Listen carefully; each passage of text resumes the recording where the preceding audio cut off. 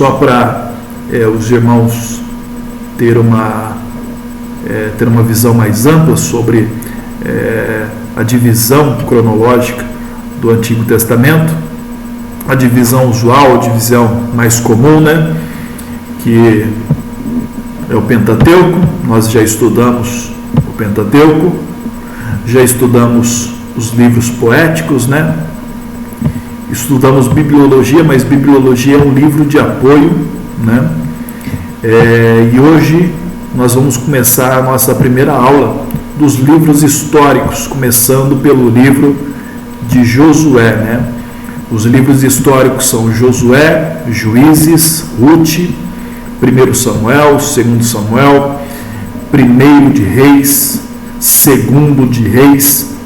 Lembrando que para os irmãos, já que nós estamos estudando a palavra de Deus, né, nós temos que aprender da forma correta, né? Então, quando nós lemos no Antigo Testamento, Samuel, né, nós não dizemos 1 Samuel, né? É 1 Samuel, 2 Samuel, 1 Reis, 2 Reis, né? Não é primeira, né, Reis, primeiras crônicas, né? É primeiro livro de Reis, primeiro livro de crônicas. Por quê? Porque é um livro, né? Então, se é um livro, então é primeiro livro de Samuel, segundo livro de Samuel.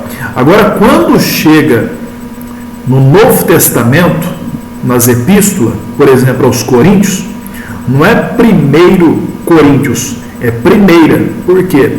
Porque é carta, né? Ali é carta a carta do apóstolo Paulo aos Coríntios. Então é primeira epístola aos Coríntios, segunda epístola aos Coríntios, né? Então, 1 João, 2 João, porque são cartas. Aqui no caso são livros, né? Então nós vamos estudar o primeiro livro de crônicas, o segundo livro de crônicas, Esdras, livro de Esdras, livros de Neemias e o livro de Esther, né? Então, totalizando dos livros históricos, 3, 6, 9, 12 livros históricos, né, que nós vamos estar estudando nesta revista, nesse livro históricos, né. Então, aí depois vai estar faltando os livros proféticos, né, que são os profetas maiores e os profetas menores, né. Aí a gente fecha, né, o ciclo do Antigo Testamento, né. Por isso que é importante a gente participarmos das nossas videoaulas, porque os irmãos vão observar que a importância desse estudo. Por quê? Porque os irmãos vão ter uma visão clara, uma visão abrangente de toda a Bíblia, né? Porque tem pessoas, tem irmãos que só conhecem uma parte, né, uma pequena parte da Bíblia, né? Tem apenas uma visão de uma parte da Bíblia, mas quando nós estudamos ela desta forma, nós temos uma visão geral, uma visão ampla, né? Os irmãos, inclusive, que estiver conosco, né? Se Deus quiser, todos os nossos irmãos que estão participando vão estar conosco até o último livro.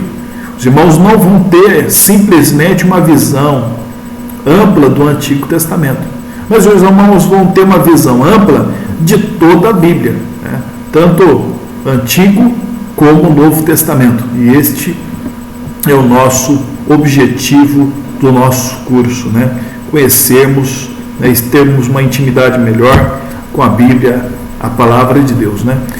Começando pelo livro de Josué, o primeiro livro históricos, né? O primeiro Josué fala sobre a sujeição da terra de Canaã sobre os filhos de Israel, né? Então, Israel, Deuteronômio, Moisés, ele morre e deixa a missão, deixa o legado e entrega a liderança na mão de Josué. Josué agora que vai ter que conduzir este povo, né, conquistando a terra prometida, que é Canaã. Então, Moisés ele tira o povo lá do Egito e deixa ali aquele povo bem nas portas de Canaã. Era somente eles entrar, tomar posse daquela terra. Mas uma interessante lição que nós aprendemos aqui, que Deus ele fez a promessa, mas só que agora Israel tinha que desembainhar a espada e conquistar essa promessa. Assim, amados irmãos, uma lição prática para a nossa vida é isso também. Por quê? Porque Deus ele faz a promessa, mas nós temos que desbravar, né? Desembainhar a espada e conquistar esta promessa e lutar, né? Então, tem pessoas que até mesmo recebem a bênção, recebe a promessa e fica esperando a promessa chegar na casa dele, né? Lá sentado no sofá, tomando suco de maracujá, né? Então, essa pessoa ela não vai receber a promessa, né? Porque Deus ele faz a promessa, mas nós precisamos desempenhar, lutar por esta promessa. Vemos a distribuição, vamos ver a distribuição da terra. Toda essa terra é a região ali de Canaã, a oeste do Jordão, ficou a tribo de Azer, Naftali, Zebulon, Isacar, Efraim, Dan, Benjamim, Judá e Simeão e Manassés, né? E no lado leste do Jordão ficou a Manassés, Gade e Ruben, né? Ficou 2 tribos e meia ali, né? Então, a primeira lição, o livro de Josué, teocracia. O que é teocracia? Teo é Deus, cracia é o governo, né? Teocracia significa Deus no governo, né? Esse período dos livros históricos, né? Esse primeiro período aqui é conhecido como a teocracia. Por quê? Porque é Deus que estava no governo. Quando nós chegarmos ali no livro de Samuel, nós vamos perceber que o governo acaba mudando. Por quê? Porque o povo pede um rei para que o represente, para que vai na frente deles, né? Então aí o governo muda de teocracia para monarquia, quando um homem, né, quando uma pessoa escolhida no meio do povo é colocada no governo, né, como governante, como rei. Na verdade, isso entristeceu a Samuel e que de fato também entristeceu a Deus, porque o povo estava rejeitando o governo de Deus, né? Porque aqui na teocracia é Deus no governo. Teocracia, Josué, a notável conquista. O autor é incerto, data de 1400 a 1375 a.C. Palavras-chave: obediência, conserto, coragem. Versículos-chave: Josué capítulo 1, no versículo 9. Josué capítulo 1, versículo 9, Deus ele anima a Josué, né? Porque Moisés, o Senhor disse: meu servo Moisés é morto, né? Vai agora e possui, né, a terra que eu prometi a Israel, né? E no versículo 9 o Senhor diz: não te mandei eu? Esforça-te, tem bom ânimo, não pasme, não te espante, porque eu sou o Senhor teu Deus, é contigo por onde quer que andares, né? Então ali Deus ele dá um ânimo para Josué, né? Mandando-o esforçar, né? Essa palavra ela serve para nós nos dias de hoje, né? Nós devemos esforçar, né? Ter de bom ânimo, né?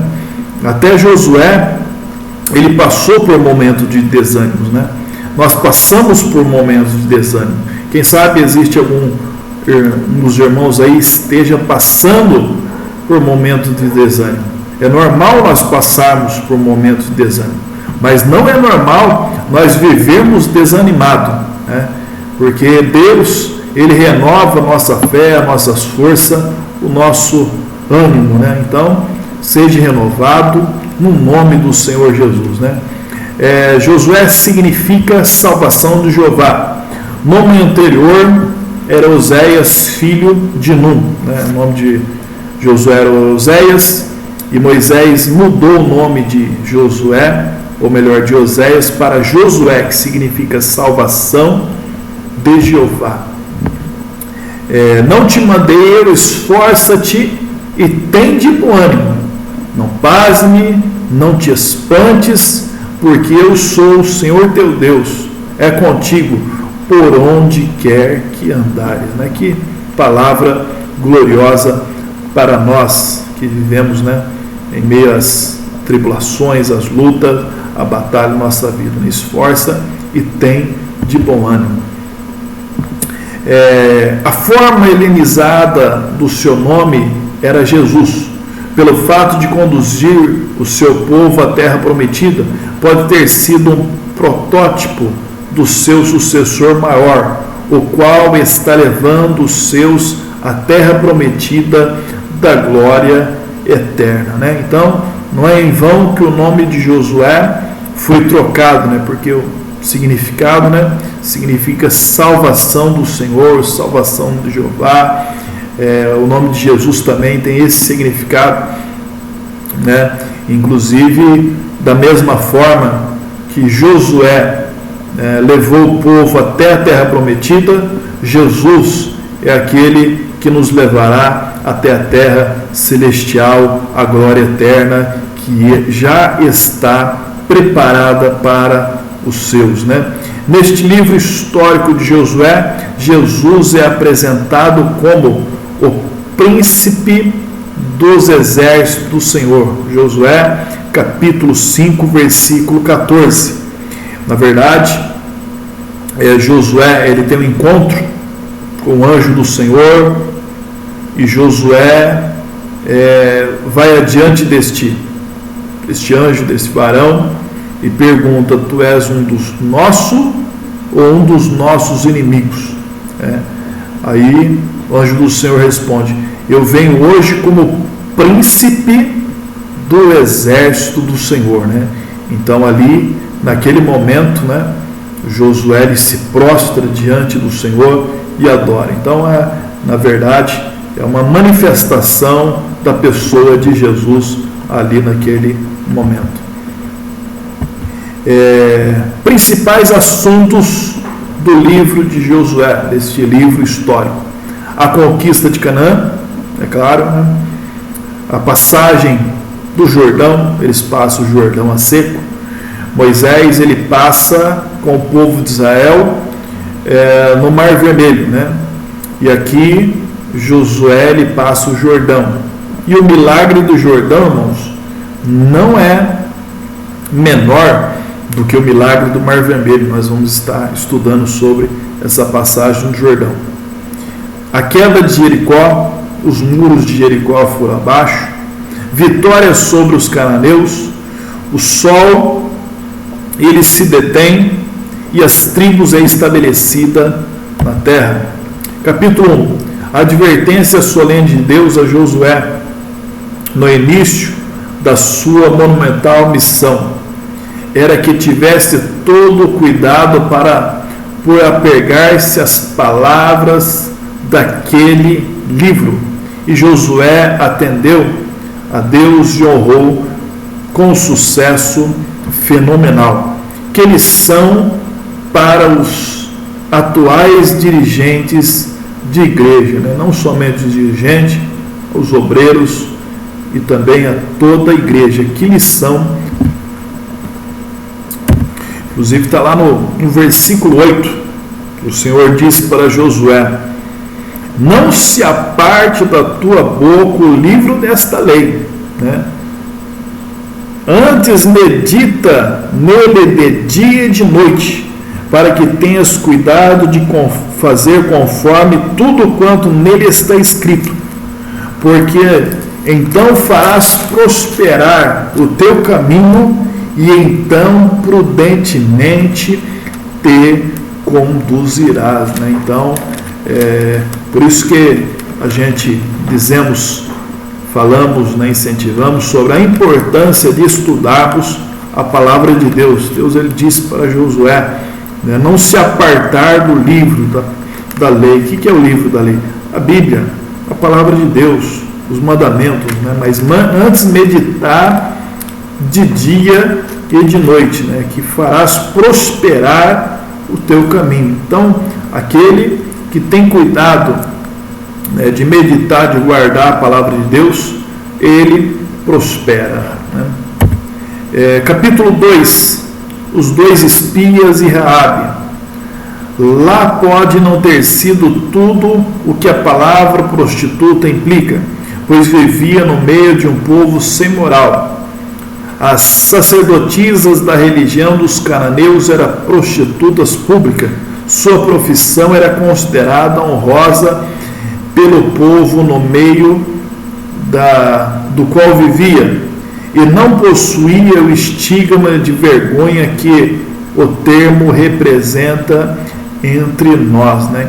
Então, quando Josué enviou os espias ali para a terra de Canaã, para Jericó, os espias, eles até mesmo foram perseguidos ali, porém, essa prostituta, mas era uma prostituta do culto, né? Do culto cananeu, era uma sacerdotisa da religião dos cananeus, né?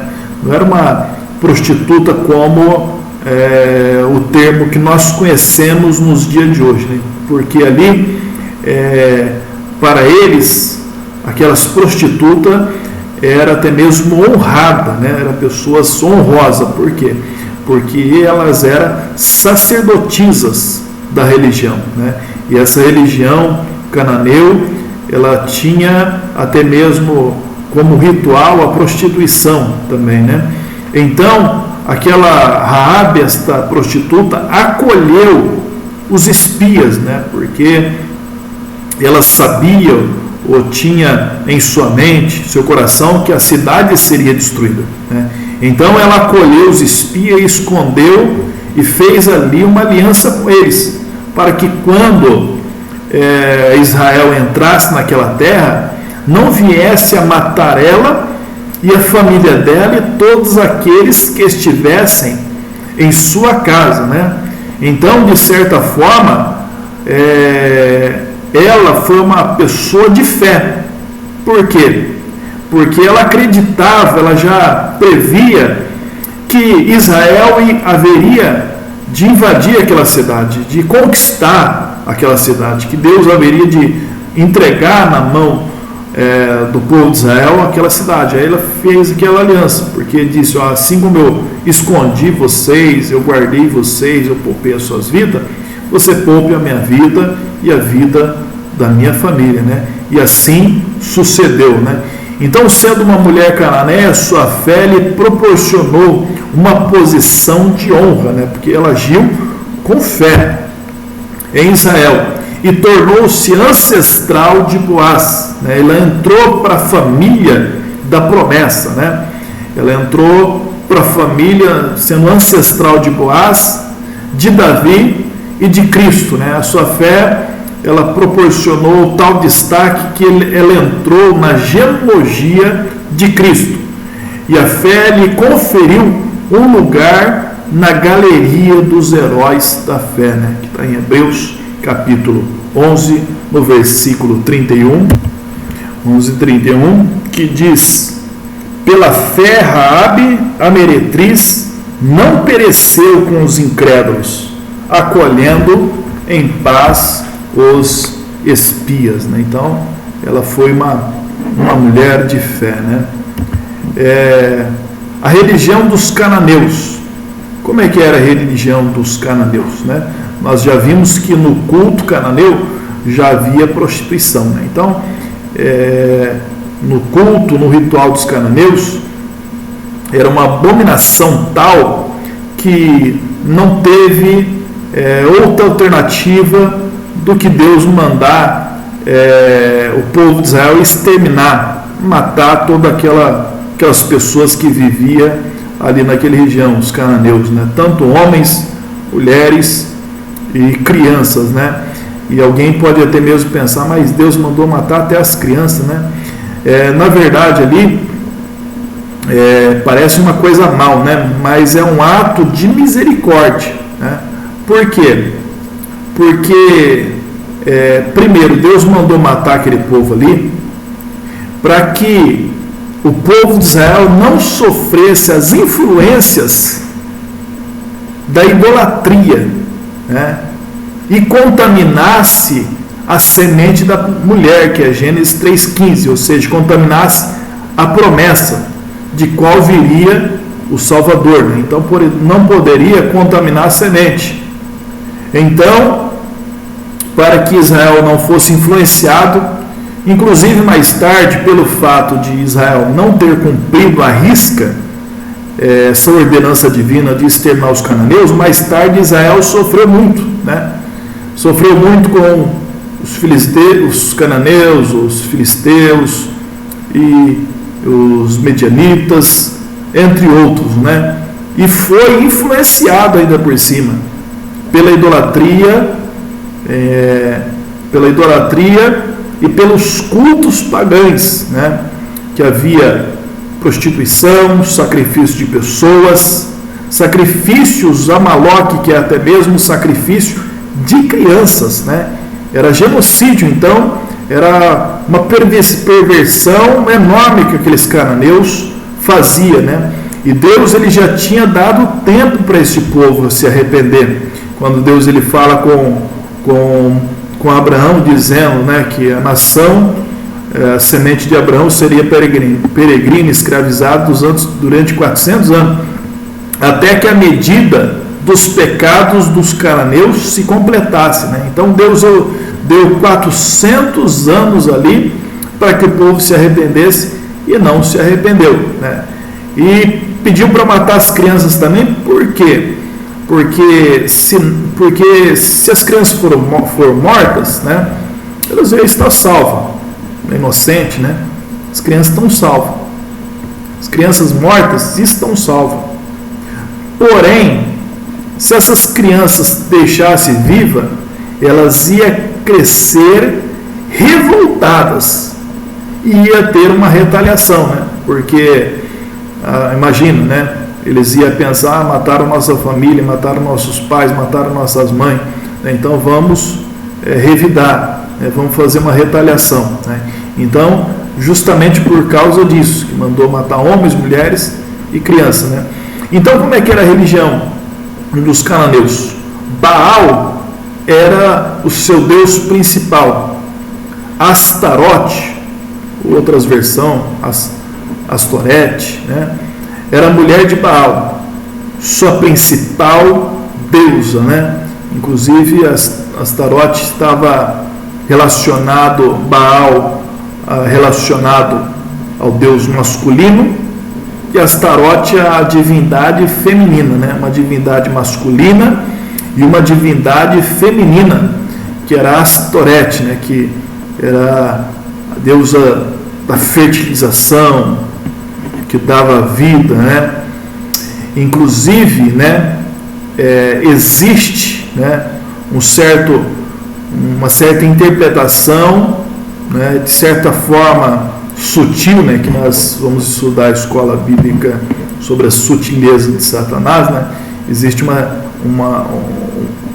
frase sutil, né, do maligno, né, que nós conhecemos, né, falamos sobre, e as pessoas falam, né, parece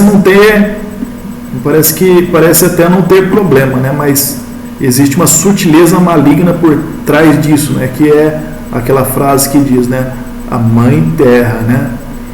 Então, como se fosse uma divindade, uma forma feminina que dava vida, né? Nesse caso aqui dos cananeus, Astarote era essa deusa feminina que dava vida, que dava fertilidade, né? Então não existe esse negócio de mãe terra, né? Na verdade, Deus é criador de tudo, criador dos céus e criador da terra. A terra não é mãe de ninguém, né? Isso daí acaba entrando um aspecto de idolatria, né? Idolatrando a criação do que o Criador, né? Esse é o objetivo do maligno, fazer com que adore a criação em vez de adorar o Criador. E nisso consiste a religião, a idolatria, né? A religião pagã, né? Que não pertence a Deus. Esta era a personificação do princípio reprodutivo da natureza. Star era o seu nome babilônico, Astarte seu nome grego e romano, os Baolins, plural de Baal, era imagem de Baal, e aspectos locais do mesmo Baal.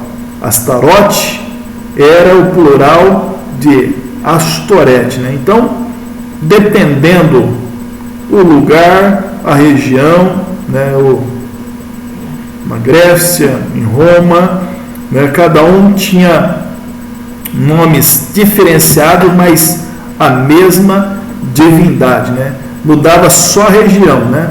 Mudava só os lugares, né? Mas o demônio era o mesmo, né? Era como se nós transportássemos para os dias de hoje, né? Que muda as épocas, muda os tempos, né? Mas o demônio é o mesmo, né? Essa que é a grande verdade. A Zera era um poste sagrado, cone de pedra e um tronco de árvore, que representava a deusa. Os templos de Baal e Astorete eram comumente próximos um do outro. Sacerdotisa era prostitutas nos templos. Sodomitas eram homens da mesma espécie e também funcionavam nos templos. O culto de Baal, Astorete e outros deuses dos cananeus consistia nas mais extravagantes orgias. Seus templos eram centros de vícios, né? Então nós vemos que a idolatria, a religião dos cananeus constituía em orgia, em sodomismo, em homossexualismo, né? Era o culto à prostituição, né? A essência do culto a Baal era idolatria, imoralidade e infanticídio. Havia tornado uma espécie de Sodoma e Gomorra. Seria de estranhar que Deus ordenasse o seu extermínio, né? Então, não seria de estranhar, né? Então, por isso que Deus ordenou que exterminasse aquele povo, né? Para que isso não viesse também contaminar o povo de Israel, né? E se nós observarmos nos dias de hoje, amados irmãos, esse tipo de coisa, de vício, de idolatria, de imoralidade, tem sido cada vez comum, né, na nosso presente era que nós vivemos, né? Nós vivemos num período que está parecendo Sodoma e Gomorra, né? Ou muitas das vezes pior do que Sodoma e Gomorra, né? Porque na época de Sodoma e Gomorra era natural esses tipos de coisa, né? Hoje em dia eles querem até legalizar, né? E aqueles que forem contra esse tipo de coisa, até mesmo é perseguido, né? Que situação que nós estamos vivendo, né? Capítulo 3, a travessia do Jordão, né? Santificação, capítulo 3, versículo 1 ao 5. Inclusive em Josué, capítulo 3, no versículo 5, disse Josué ao meu povo: santificai-vos, porque amanhã fará o Senhor maravilha no meio de vós, né? Então, isso daí é até uma lição prática para nós, né? Você quer ver maravilha em sua vida, maravilha em nosso meio, né? O caminho é santificação, né? Santificai-vos que o Senhor fará maravilhas, né? Quando a arca do Senhor chegou à margem das águas, estas levantaram-se um montão em Arã. Adã ficava 25 quilômetros ao norte.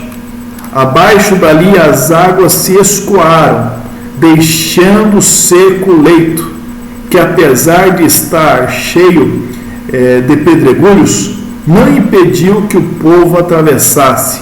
Sendo em uma época de enchentes, o milagre foi estupendo, né? Então, o Senhor, através de Josué, diz, né, santificai-vos que amanhã o Senhor fará maravilha no meio de vós, né? Que maravilha era essa? Deus haveria de abrir o Jordão, o povo haveria de passar o Jordão a seco, e naquele período que o povo ia passar aquele Jordão, era época de cheia, era época de enchente. Às vezes, dependendo a chuva que a gente temos, né? A gente, até na calçada, a gente não conseguimos atravessar uma calçada para outra. Imagina um rio como o Rio Jordão. Se diz que o Rio Jordão, ele tinha 13 metros de profundidade. E aonde o povo de Israel passou, as águas são mais violentas, ficavam mais abaixo, na parte mais abaixo, aonde as águas vinham com toda a sua força, né? E a Bíblia diz que as águas, elas estavam passando por suas ribanceiras, né? Então, estava em época de cheia, mas o Senhor estancou de uma forma, não sabemos a forma, mas uma forma miraculosa, aquele rio, que as águas que desciam ficou paradas, ficou estancadas, até o povo de Israel passar. Nesta região, o Jordão corre entre ribanceiras de barro, de 13 metros de altura, sujeitos a desmoronamento. Recentemente, em 1927, um terremoto causou o desabamento dessas ribanceiras, de modo a estancar a correnteza durante 21 horas. Não sabemos se Deus usou um meio semelhante. De qualquer forma, o milagre foi tão grande que atemorizou os cananeus, que já estavam amedrontados, né? Então foi tão grande o milagre que os cananeus ficaram amedrontados, né?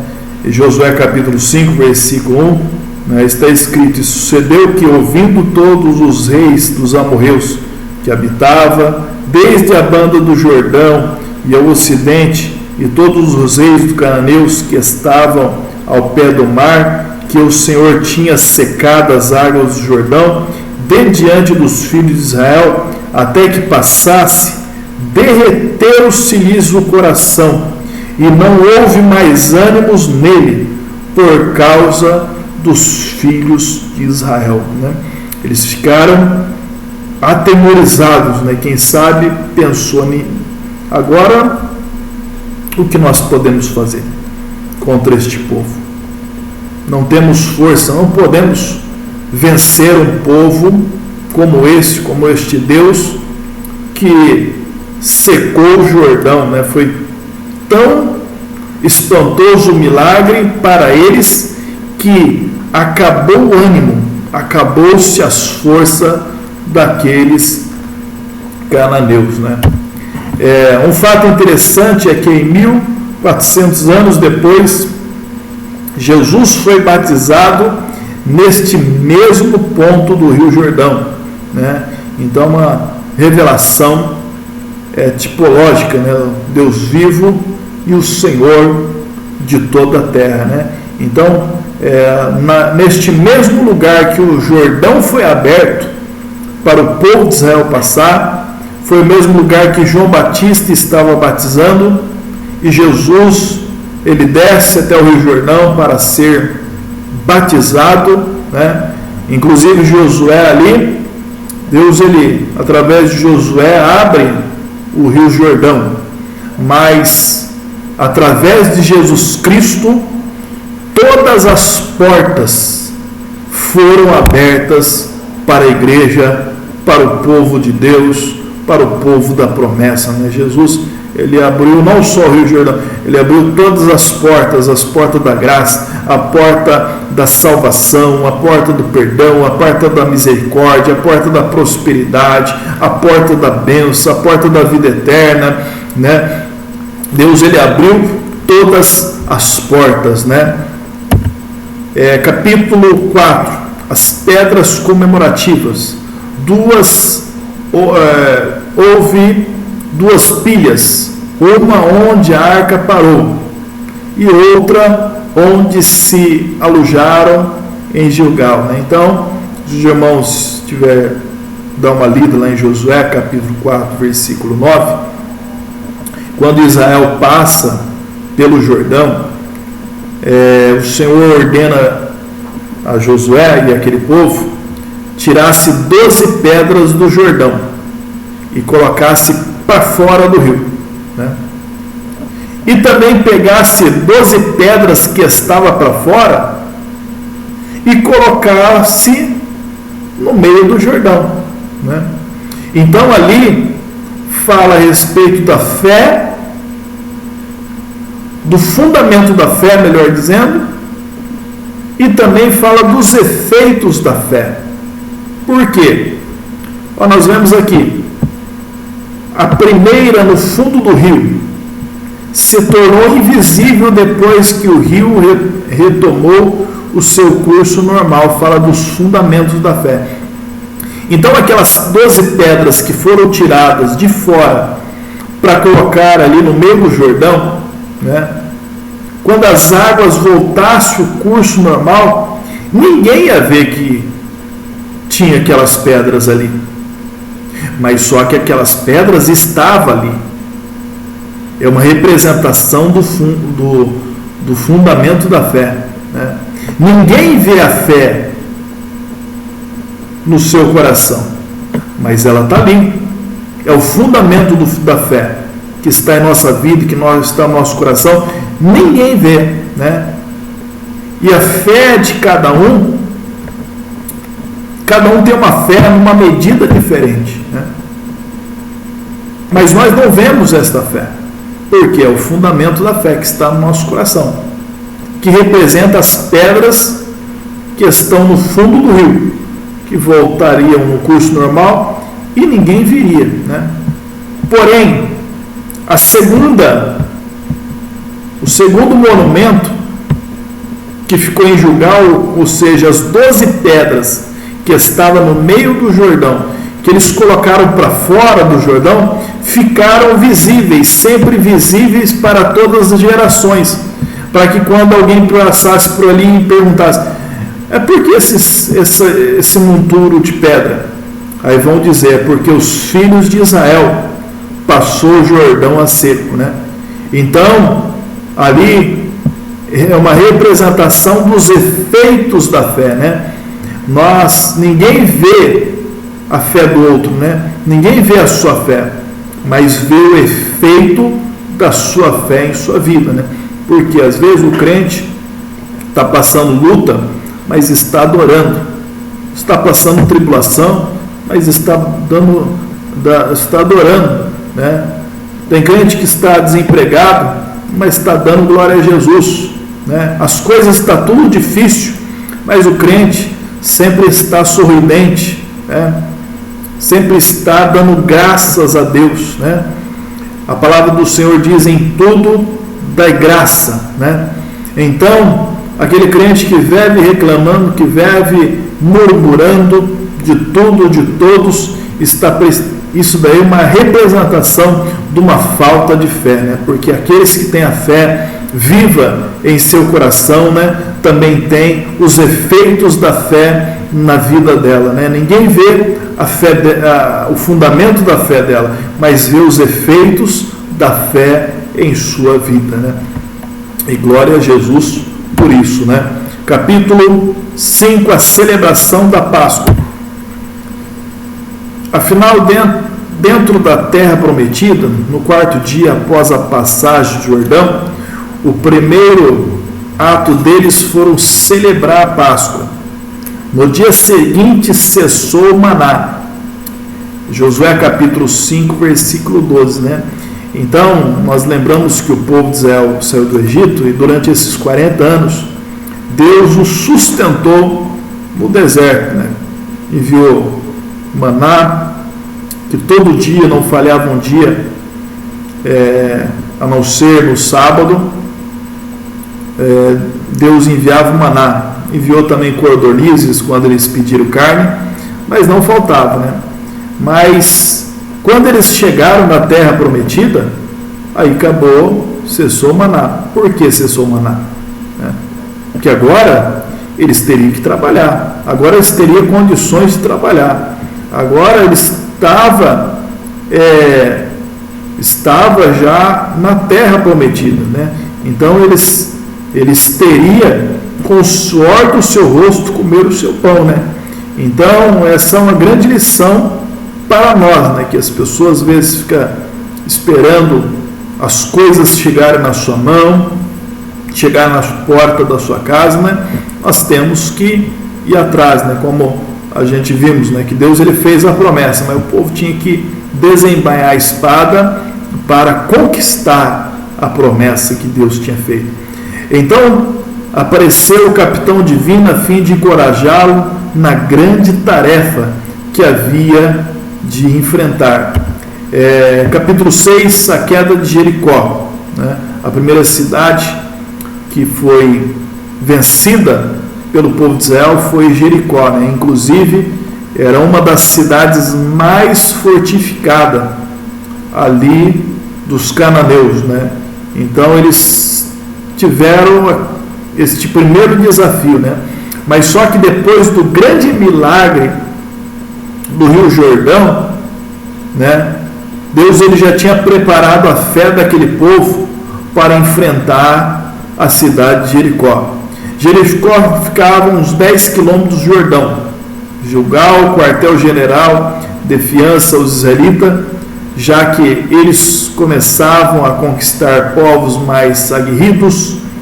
Guiados pela arca do Senhor, as buzinas soaram, rodearam a cidade durante 7 dias, né? Inclusive, eles, até uma coisa que eu acredito que os habitantes de Jericó ficaram espantados, ficaram confusos, né? Porque Deus ele ordenou o povo de Israel rodear a cidade durante 7 dias, né? Era para eles o primeiro dia rodear a cidade e voltar ao acampamento que ficava em Gilgal. Rodeava no segundo dia a cidade e voltava para o acampamento, né? Durante 6 dias eles rodeavam uma vez por dia, né? Durante 6 dias. Então eles rodearam 6 vezes, mas no 7º dia era para eles rodear 7 vezes, né? Ou seja, andar em círculo em volta da cidade, né? Quem sabe eles até olhando aquilo achou que estava louco, né? Porque imagina, um monte de povo lá rodeando a cidade, né? Porém, irmãos, quando é Deus que manda fazer algo, né? Ainda que nós não compreendamos, ainda que você não entenda, faça, né? Porque na sabedoria de Deus é loucura para o homem, né? O homem não consegue entender as coisas de Deus, né? Então eles rodearam 13 vezes a cidade. 6 dias uma volta, 7º dia rodeou 7 vezes, né? 13 vezes.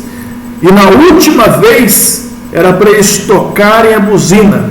E depois que eles tocassem a buzina, né, aqui está escrito, né? E em cima pairava as hostes invisível do Senhor, aguardando a hora marcada no 7º dia, com o sonido da buzina e o clamor do povo, os muros de Jericó caíram, né? Então foi um milagre estupendo ali que Deus operou, Deus abalou aquelas muralhas, eram 2 muralhas, e aquelas muralhas caíram ao chão, né? Havia 2 muralhas, uma interna, outra externa. Se passava carruagem em cima, né? Devido à largura, devido à sua fortificação. Porém, diante da presença do Senhor, não existe muralha, não existe barreira, não existe dificuldade, não existe problema, não existe enfermidade, não existe dor, não existe pecado, não existe mal, não existe demônio, não existe nada que possa parar diante da presença do Senhor. Glórias a Deus por isso, né? Numa assombrosa profecia foi profetizada maldição sobre quem quer que ousasse reedificar a cidade, né? Josué lançou uma maldição que quando para ninguém edificar aquela cidade, né? Senão morreria o primogênito e também morreria o filho mais novo, né? E a profecia que se cumpriu literalmente em 1 Reis, capítulo 16, versículo 34. Os irmãos podem estar lendo ali. A maldição de Josué 6, 26, está escrito: naquele tempo Josué os esconjurou, dizendo: maldito diante do Senhor seja o homem que se levantar e edificar a cidade de Jericó. Perdendo o seu primogênito, afundará, e sobre o seu filho mais novo lhe porá as portas, né? Então foi essa a maldição que Josué proferiu sobre a cidade de Jericó. E quando chega lá em primeiro livro de Reis, capítulo 16, no versículo 34, os irmãos podem acompanhar lá, que está escrito: e em seus dias Hiel o Betelita edificou Jericó, morrendo Abirão, seu primogênito, afundou. E morrendo Segube, seu último, pôs as suas portas, conforme a palavra do Senhor, que falara pelo ministério de Josué, filho de Num, né? Que a maldição, a palavra de Josué foi uma palavra de Deus, né? Foi uma profecia de maldição que se cumpriu à risca ali, né? Então aquela cidade ela foi amaldiçoada, né? Josué amaldiçoou aquela cidade, e aquele que edificou aquela cidade acabou caindo sobre ele a maldição, né? Por isso que nós vemos no Novo Testamento que Jericó ela é sempre comparada como uma cidade de ladrões, salteadores, publicano, prostituta, cego, né? Cego de Jericó, Zaqueu era de Jericó, a parábola do bom samaritano, né? Havia um homem que descia de Jerusalém para Jericó e acabou caindo na mão de salteadores, né? Então você observa que Jericó sempre está associado ladrão, salteadores, prostituta, cegos, leprosos, né? Só coisa ruim, né? Só maldição, tudo que não presta é proferido ou vem ou é associado à cidade de Jericó, né? Mas eu digo todas essas coisas, amados irmãos, mas na verdade com uma grande entusiasmo, né? Porque na verdade, essa cidade que também estava sob maldição foi a cidade que Jesus entrou, que Jesus passou, curando o cego, limpando o leproso, perdoando o publicano, salvando prostituta, quebrando a maldição, né? Então, Jericó foi amaldiçoada, mas Jesus entrou em Jericó para quebrar toda a maldição, e glória a Deus por isso, né? Porque, né, quando a pessoa vem a Cristo, não existe maldição que permaneça, que não seja quebrada, né? Glória a Jesus por isso, né? O muro de Jericó cercava com uma superfície de uns 7 acres. Era uma cidade inteira fortificada por uma população densa dos arredores. Jericó do Novo Testamento ficava uns 1.600 ao sul das ruínas da Jericó do Antigo Testamento. A atual vila de Jericó fica uns 1.600 ao sudeste. Os muros de Jericó. O Dr.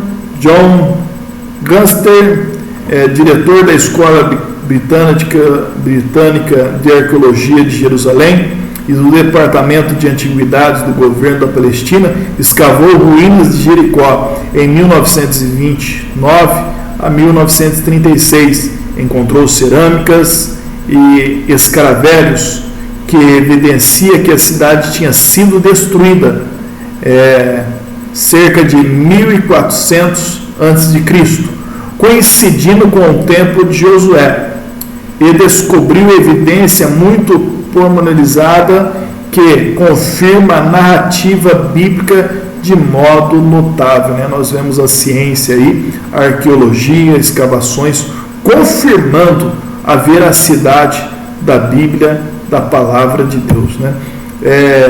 Ruíram as muralhas, descobriu que o muro realmente foi abaixo, era duplo, os 2 muros ficavam separados um do outro por cerca de uma distância de 5 metros, o muro externo tinha 2 metros de espessura, o interno 4, ambos de uns 10 metros de altura, era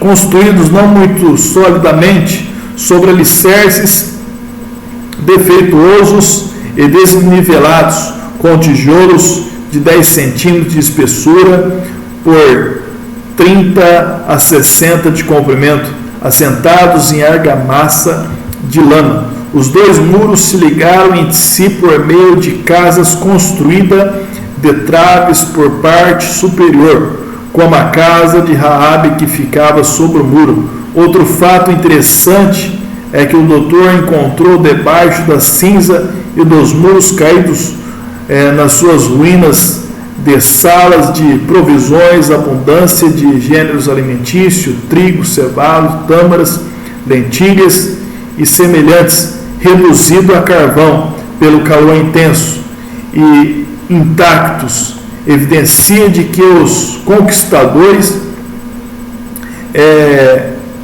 evitaram apropriar-se dos alimentos como lhes foram ordenado.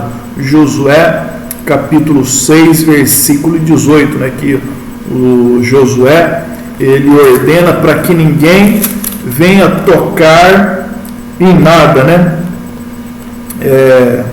Está escrito Josué 6,18: tão somente guardai-vos do anátema, para que vos não metais sem anátema, tomando dela, assim façais maldito o arraial de Israel e o turveis, né? Então, não era para tomar posse de nada, né? Dos despojos, né? Que é as riquezas, a prata, o ouro, dos cananeus, veste, era para destruir Jericó, e não era para tomar nada para si daquele povo, né?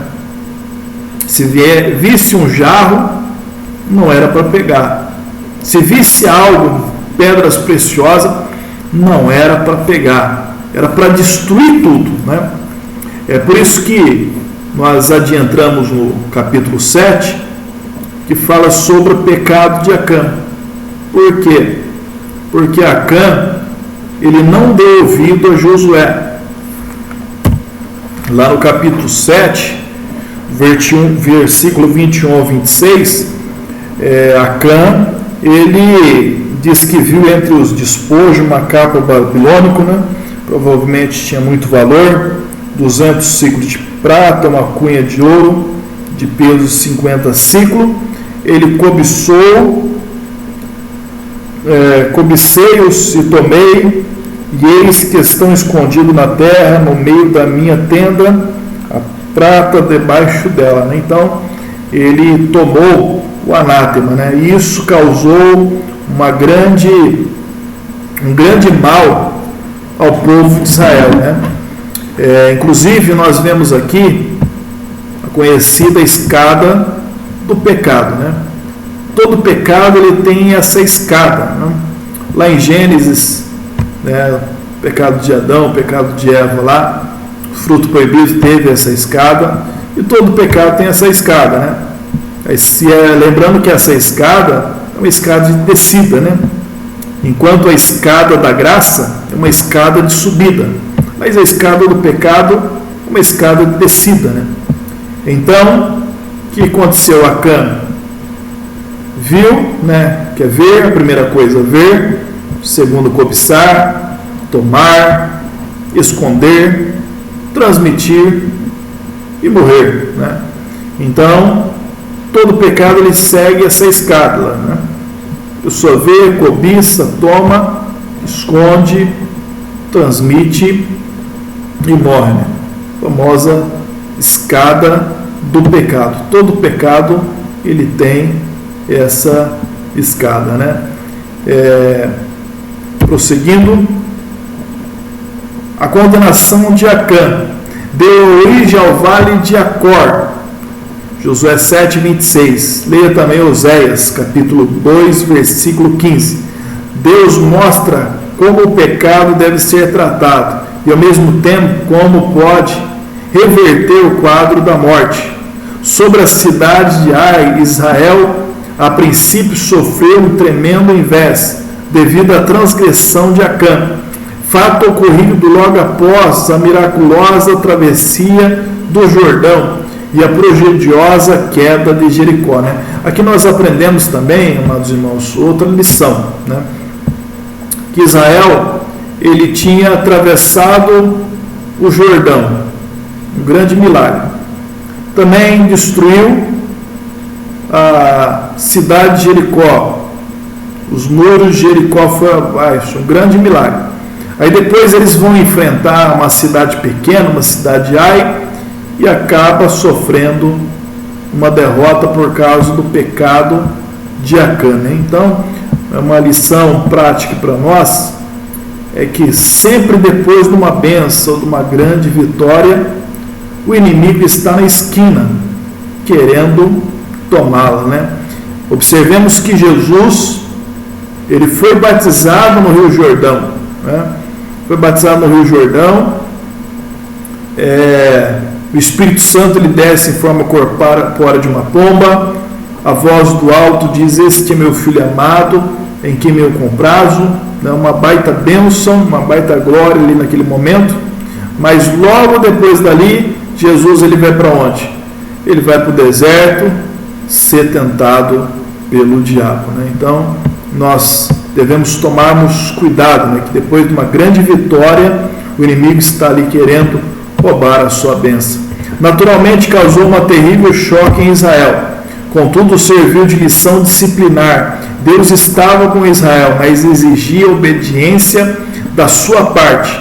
Outra falha de Israel foi a autoconfiança após minimizar o inimigo, né? Israel, depois da vitória de Jericó, disse: não, esse inimigo é pequeno, nós não precisamos de todo o povo, não precisa de todos os soldados, manda poucos soldados ali e nós vamos vencer. E acabou perdendo a guerra.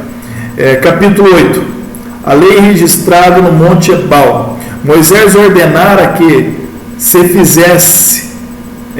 fizessem isto, Veio Deuteronômio 27.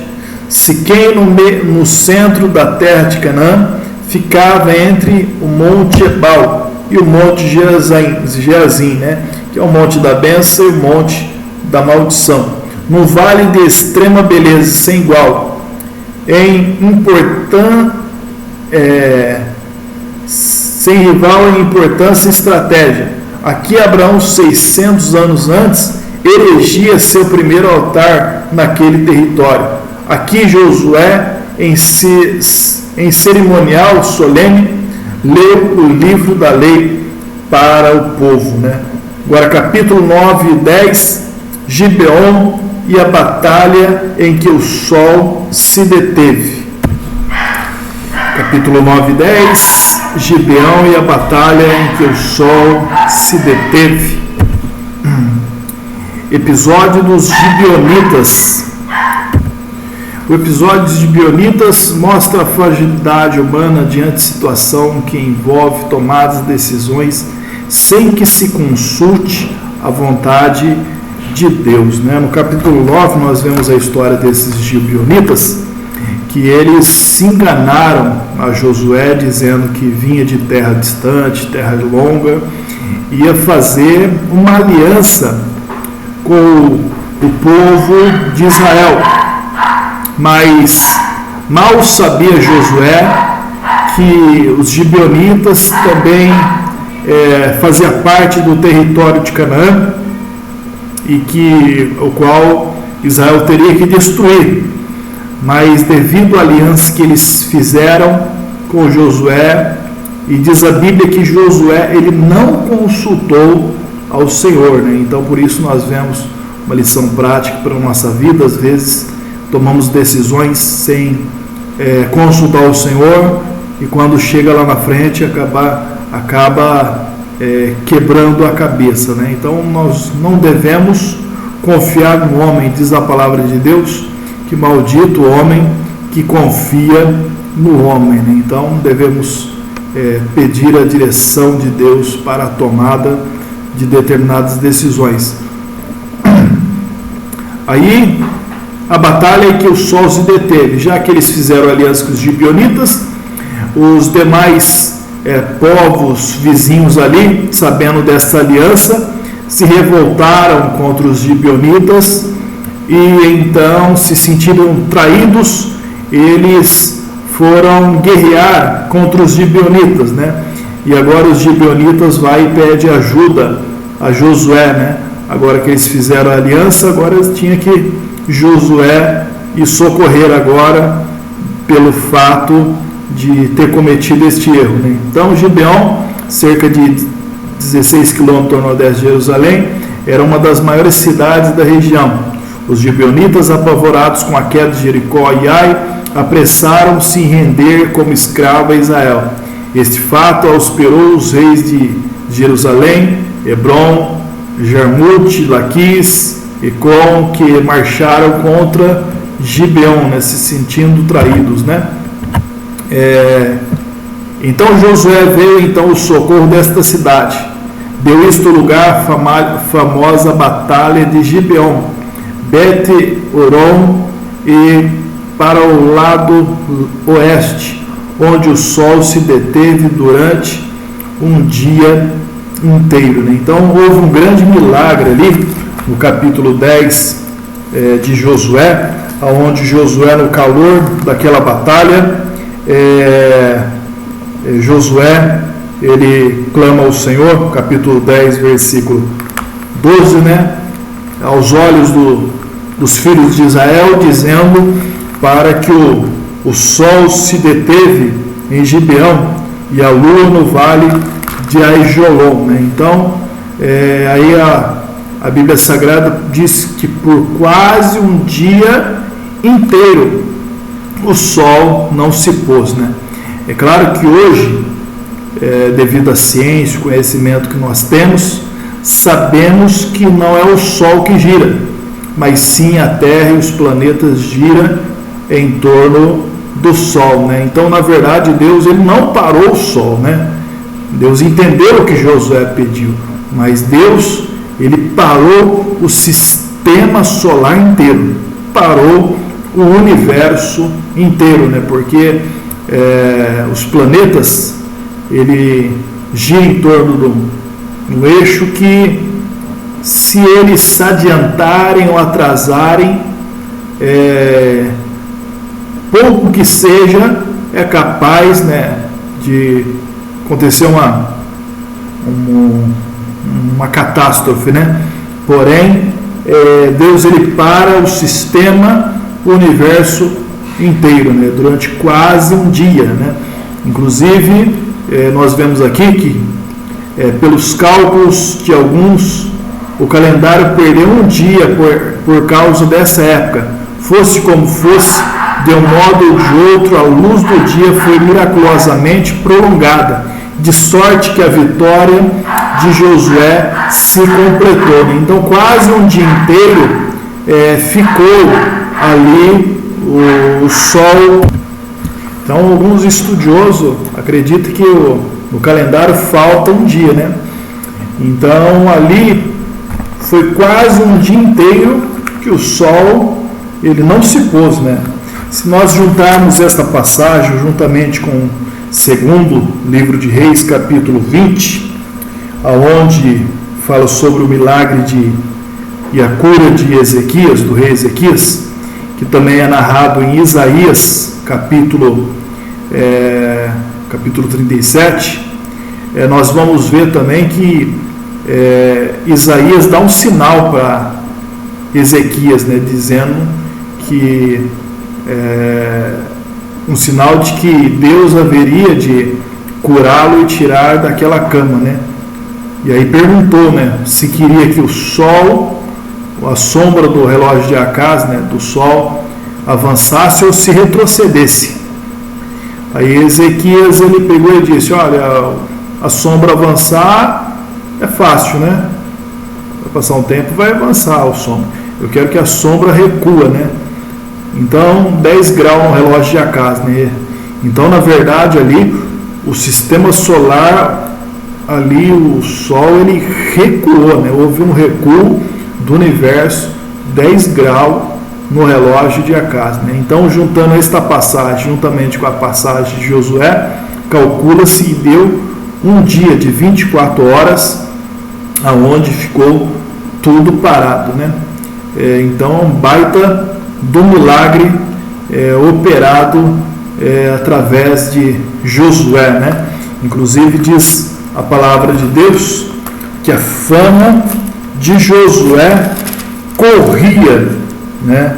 De tal forma que as nações circunvizinhas ficaram amedrontadas do povo de Israel, né? Está lá em Josué capítulo 6, versículo 27, assim era o Senhor com Josué, e corria a sua fama por toda a terra, né? Então, já a fama de Josué não andava, né?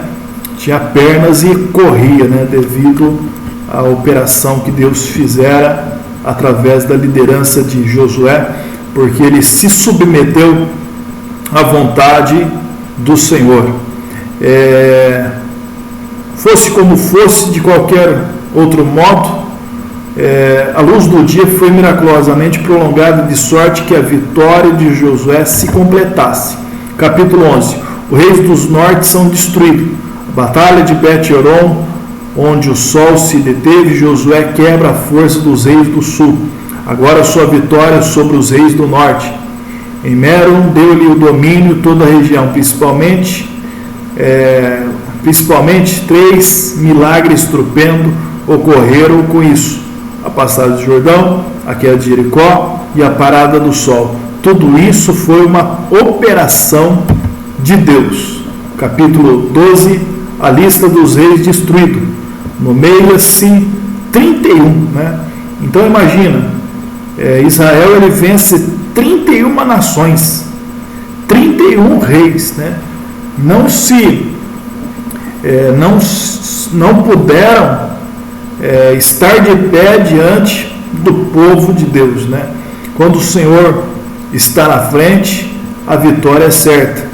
Diz a Bíblia lá em Provérbios que o cavalo se prepara para o dia da batalha, mas a vitória, ela vem do Senhor, né? A palavra de Deus diz que nós somos mais do que vencedores, né? Então, o que é vencedor, né? Aquele que vence a dor, aquele que vence a luta, as dificuldades, as batalhas, né? Em Cristo Jesus, nós somos mais que vencedores. Todavia ficaram pequenos grupos cananeus. Depois da morte de Josué, esses grupos perturbaram Israel. Também ficaram por conquistar as regiões dos filisteus, dos sidônios e dos líbanos, né? Então, na verdade, Israel não conseguiu destruir todas aquelas nações, né? Ficaram alguns grupos, e esses grupos mais tarde perturbaram, afligiram, influenciaram com os seus cultos, com a sua idolatria, coisa que Deus queria evitá-los, né? Capítulo 13, a distribuição da terra. Então eles já começam a dividir a terra, as 12 tribos de Israel.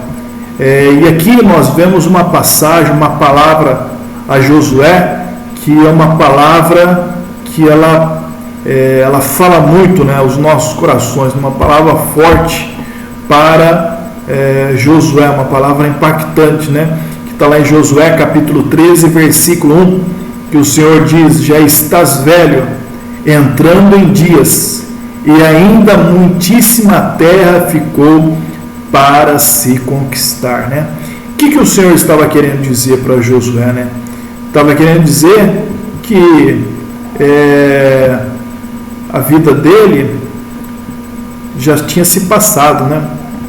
A vida dele já estava no fim, né?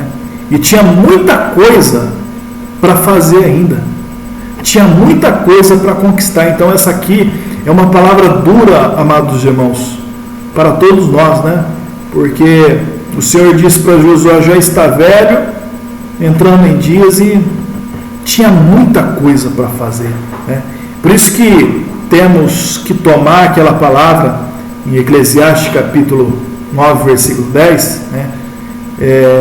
O 10, versículo 9, se não me falha a memória, que diz, né: tudo aquilo que tiver a tua mão a fazer, faça conforme as suas forças, porque para onde tu vais, não há projeto, não há, ou seja, depois que passarmos desta vida, já não teremos mais como fazer mais nada, né? E quando a pessoa está velha em idade, tem muitas coisas que ela já não, devido à sua força física, né, ser poucas, ela é impossibilitada, né? Tem pessoas que, devido à sua saúde, devido à sua idade, elas não conseguem nem sair de casa, nem ir para a igreja, né?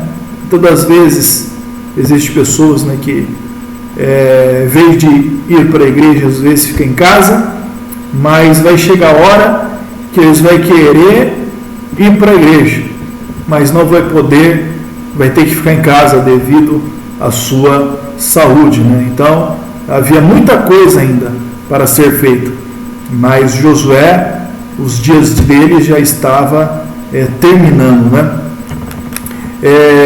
Vemos a partilha da terra entre as 9 tribos e meia de Manassés, uma tribo especial cuja herança é o Senhor, que é os levitas. Eles não receberam herança nas terras, né, porque eles dizem que a sua herança é o Senhor. Eles receberam cidades em cada uma das tribos, né? Nós vamos ver daqui a pouco o mapa, a divisão das tribos, né? Cada região pertencia a uma tribo e não tem nenhuma região pertencente à tribo de Levi, né? Porque na verdade os levitas eram os sacerdotes, aqueles que ministravam no altar, no culto, envolvidos no culto. Eles receberam cidades em cada uma dessas tribos para morar, para residir, e não como herança, porque a sua herança era o Senhor, né? Nisso também tem uma lição para nós, né? Porque a palavra do Senhor ela diz, né, que nós não temos pátria permanente aqui. Nós não temos herança permanente aqui. Aparentemente nós temos herança, né? Você pode dizer assim, eu tenho minha casa, eu tenho meu terreno, eu tenho meu sítio, né? Você não tem.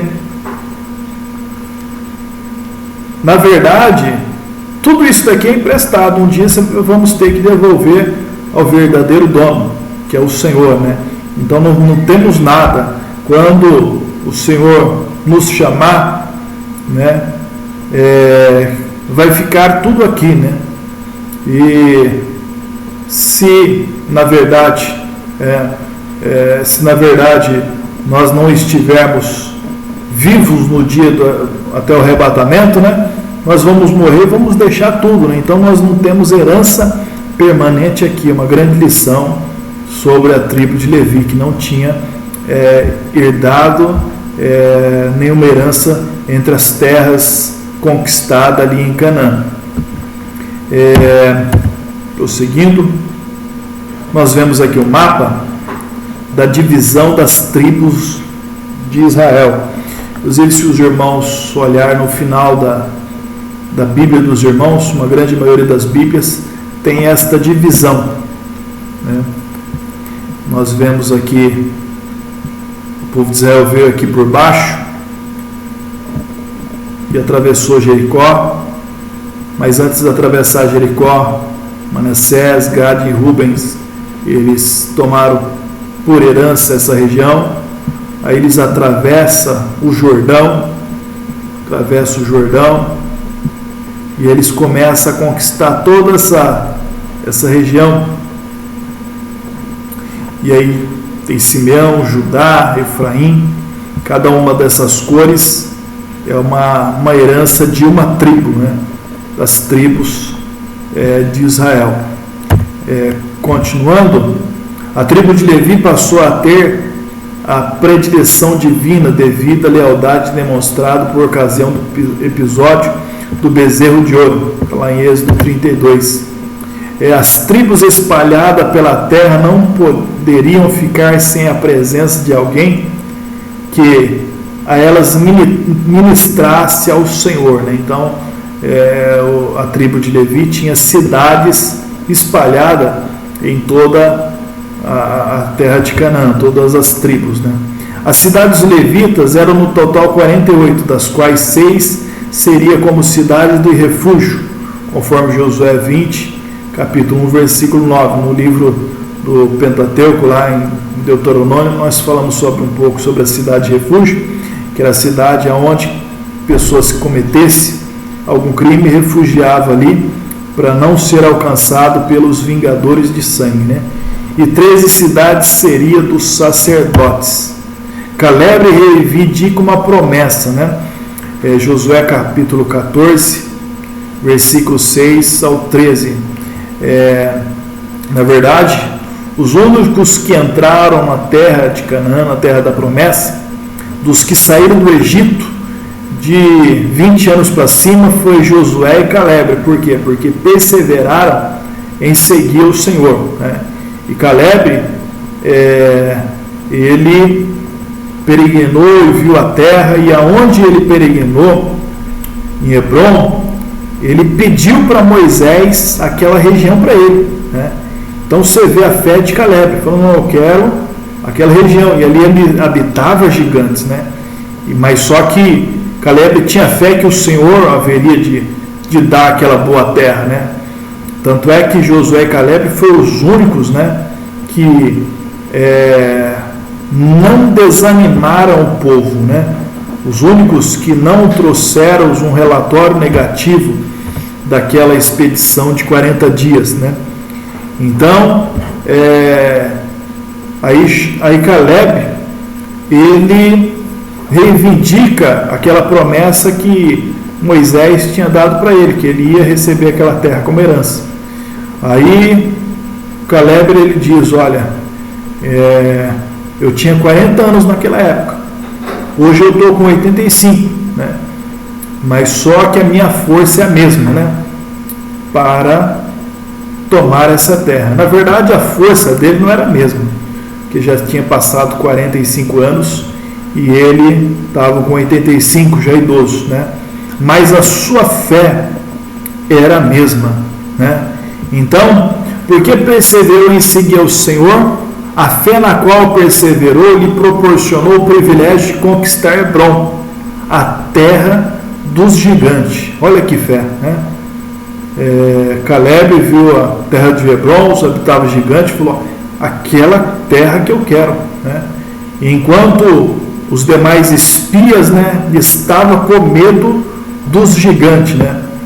Enquanto nós vemos até esse episódio na Bíblia, né, quando Golias desafia o exército de Israel, enquanto todos estavam com medo do gigante, inclusive o próprio Saul e seus príncipes, seus maiorais, aí aparece Davi, um jovem pastor de ovelha, falou: não, né, quem é esse gigante, né, para afrontar contra Deus vivo, né? Eu vou em nome do Senhor dos Exércitos. E venceu o gigante, né? Não fuja do gigante, irmãos. Enfrente o gigante. Vença o gigante pela fé, né? O gigante pode ser grande, né? Mas se a sua fé ela for maior, esse gigante ele vai ser pequeno, né? O tabernáculo erguido em Siló, que ficava aproximadamente 16 quilômetros ao norte de Betel, né, que foi lugar de adoração, lugar de culto, ali em Siló. Capítulo 22, as 2 tribos e meia, ou seja, Ruben, os gaditas e a meia tribo de Manassés, volta à terra de Gileade. O altar grande e vistoso, construído junto ao Jordão, pelas 2 tribos e meia, a princípio mal interpretadas pelas tribos do oeste, teve finalidade de ser um sinal de unidade nacional para uma nação dividida por meio de um grande rio, né? Então somente a tribo de Ruben, Gad e a meia tribo de Manassés, eles ficaram com a região aquém do Jordão, né? Do lado de cá do Jordão, enquanto as outras tribos, que os irmãos verem no mapa aqui, ficaram depois do Jordão. Deixa eu achar o mapa aqui, ó. Ruben, Manassés e Gad, eles ficaram do lado de cá do Rio Jordão. O Rio Jordão, ele deságua no Mar Morto, ele nasce lá em cima no Monte Hermon. Então a terra é dividida pelo Rio Jordão, né? E eles ficaram desse lado. O que eles fizeram? Eles fizeram um monumento com 12 pedras aqui. E eles foram mal interpretados, porque pensaram: eles estão já idolatrando, né? Fazendo um altar de idolatria, né?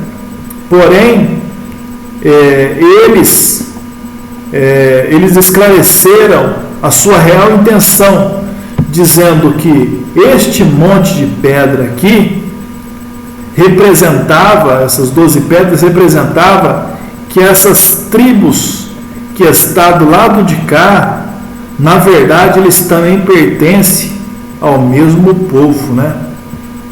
Falando de uma unidade nacional, né? Da mesma forma a igreja. A igreja, ela é composta por várias famílias, né? Várias famílias individualmente.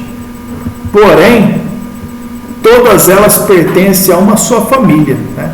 Os irmãos que estão nos ouvindo, nos assistindo nessa videoaula, os irmãos têm as suas famílias, né? Tem a sua esposa, suas famílias, seus lares, né? Cada um tem a sua família. Mas todos nós pertencemos a uma família em comum, que é quem?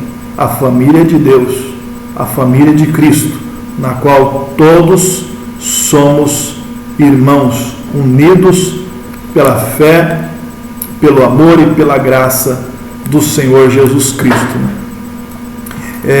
Então representava o grão de altar vistoso, né, que representava a unidade nacional da nação dividida pelo meio do Rio Jordão. Capítulo 23, discurso de despedida dos líderes. Josué já velho exorta os líderes e seu discurso tem 3 divisões. Retrospecto, né? Fazendo uma retrospectiva, né? Moisés ele também fez isso, né? Ele fez uma retrospectiva, lembrando ao povo de Israel o que Deus tinha feito por eles e para eles, né? Então, neste texto, Josué atribui todas as vitórias a Deus, aborda sobre a fidelidade divina, né? Então, as nossas vitórias nós devemos atribuir a Deus, irmãos. Jamais podemos nos gloriar, né? Porque, na verdade, quem faz é Deus, quem opera é Deus, quem realiza milagre é Deus, quem abriu o Jordão foi Deus, quem fez o sol, ou seja, o universo, o sistema solar inteiro parar, foi Deus. Quem venceu aqueles reis cananeus foi Deus, porque Deus estava na frente. Se Deus não estiver na frente, irmãos, nós não conseguimos fazer nada. Jesus, ele disse: sem mim nada podeis fazer. Sem Jesus não somos nada, irmãos. Então devemos atribuir a nossa vitória a Deus, né? E abordou sobre a fidelidade divina e também deu conselho. Seu conselho consiste em coragem, obediência, separação e o dever de apegar-se ao Senhor. O terceiro, ele deu um aviso: o perigo de unir-se às demais nações, né? Ser influenciado pelas demais nações. O perigo das armadilhas, laço, açoite, espinhos. O perigo da idolatria que podia fazê-los perecer na boa terra que o Senhor lhes deu. Capítulo 24, segundo o discurso de Josué. Josué reúne todas as tribos de Israel em Siquém. Recorda-lhes a história de Israel. Exorta o povo a servir somente ao Senhor, né? Servir somente a Deus, né? Inclusive Josué ele chega a dizer,